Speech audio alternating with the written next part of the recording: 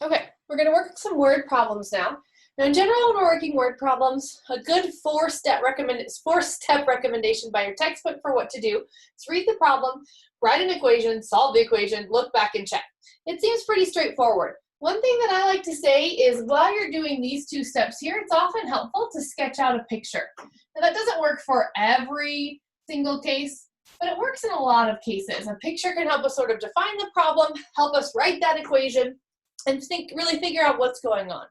So let's look at this example. The length of a rectangular mailing label is 3 centimeters less than twice the width, so the perimeter is 54 centimeters. Find the dimensions.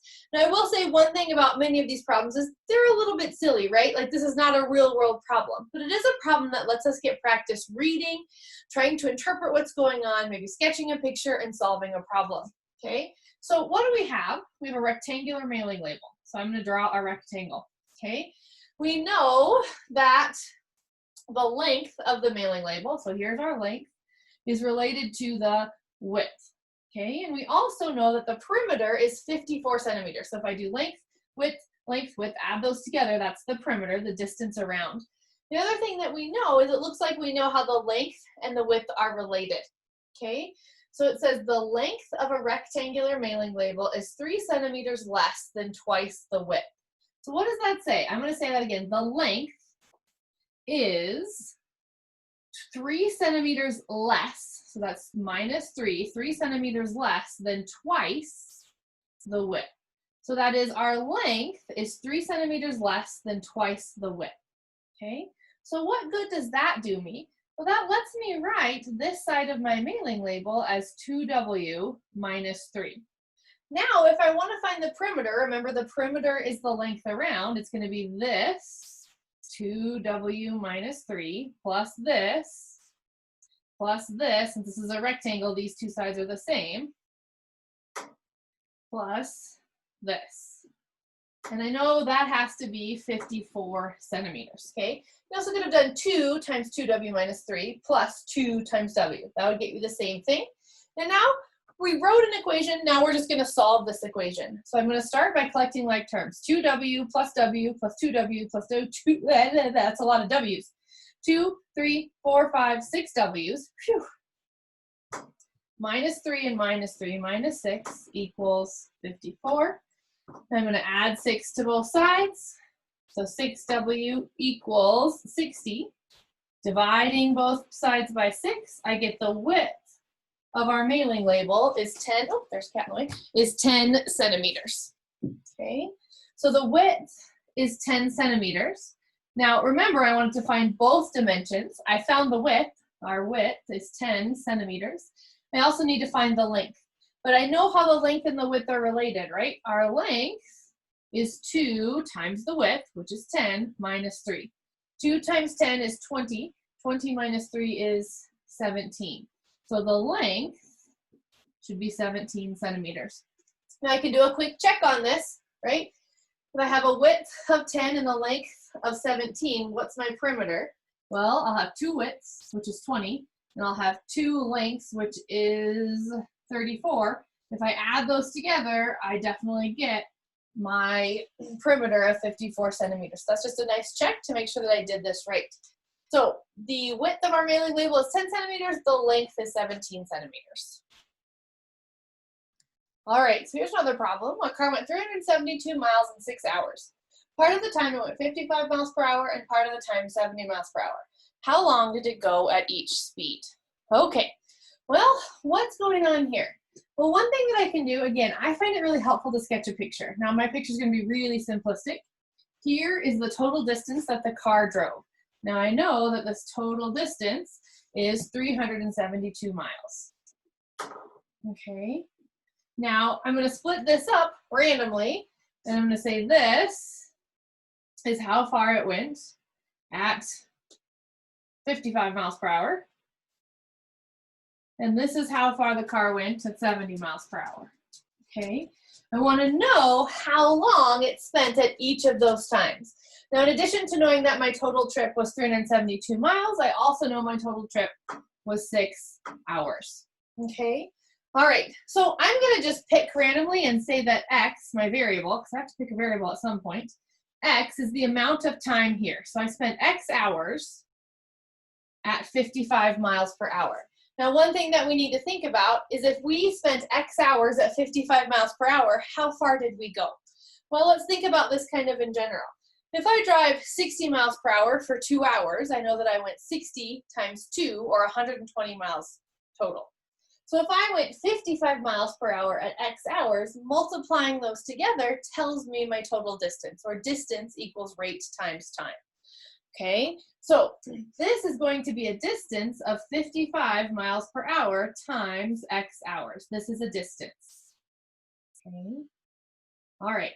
Well, over here, this is going to be the rest of the time. The rest of the time I spent going 70 miles per hour. Now, I could call this Y and say I went X hours at 55 miles per hour, 70 hours, Y hours at 70 miles per hour. That's going to give me two variables, and that's going to be really tricky to solve at this point. Instead, if I go, okay, so let's think about this trip. This trip is 6 hours. Let's say I spent 3 hours driving 55 miles per hour. Well, that means I have to spend 3 hours driving 70 miles per hour because I know my total hours was 6 hours. Let's say I spent 2 hours driving 55 miles per hour. Well, that means I had to have driven 4 hours at 70 miles per hour because, again, my total hours is 6 hours. Okay, if I spend X hours at 55 miles per hour, well, then I'm going to have to spend 6 minus X hours, I can't spell, at 70 miles per hour. Because when I put this together, X plus 6 minus X, that has to be my total of 6 hours. All right, distance equals rate times time. Here's my time. Here's my rate. If I multiply those together, 70 times 6 minus X, that's going to give me the total distance that I gained when I was driving 70 miles per hour. Okay, so now what do we do? Well, I have this distance here and this distance here. When I add them together, they better give me the total distance that I traveled, 372 miles. So 55 miles per hour for X hours plus 70 miles per hour for 6 minus X hours has to equal my total 372 miles driven. Notice that I now have a simple linear equation in one variable that we know how to solve. All right, so to solve this, I'm going to distribute 55x plus 70 times 6. Let's see, 7 times 6 is 42, so this is 420 minus 70x equals 372. Okay, collecting like terms, 55x minus 70 is negative 15x plus 420 equals 372. I'm going to move up a little bit. I'm going to subtract 420 from both sides. So I have negative 15x equals, oh man, 372 minus 420. I'm going to just go ahead and plot a calculator so I don't mess that up. 372 minus 420 is negative 48. And then dividing both sides by negative 15. Wow. We get x equals negative over negative cancels, 48 over 15. Both of these are divisible by 3. 48 divided by 3 is 16. So I have 16 fifths of an hour. Okay.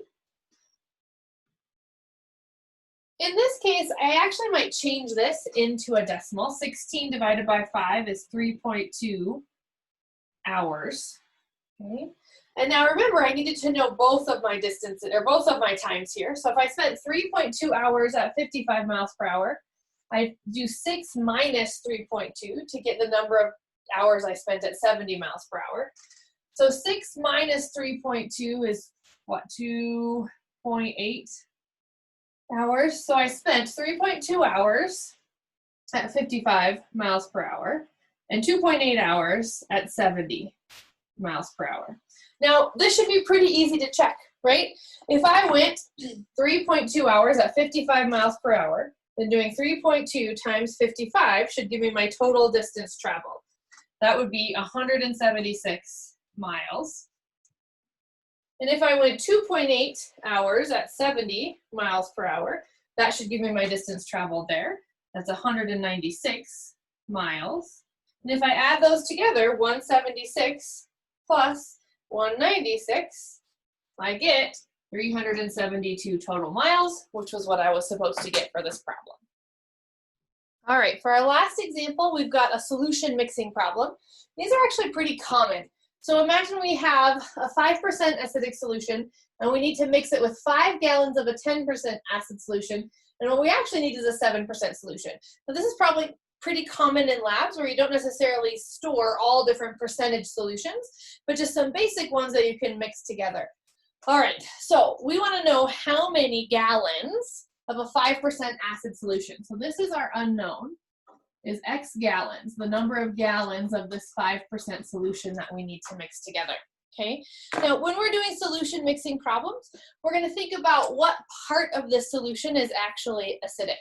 Okay, if I have, say, 5 gallons of a 10% solution, well, 10% of that 5 gallons is the acid part. Okay, so to figure out how much of that is acid, I multiply these together. So I'll take 5 times 10%, which is 0.1, and that'll tell me how much of my gallons is actually acid. In this case, 0.5 gallons would be acidic, would be the acid part. Okay, so if I want to know what part is acidic for X gallons of a 5% solution, well, I could multiply together the X gallons times the 5%. And the 5% would be 0.05. 5% is a decimal, okay?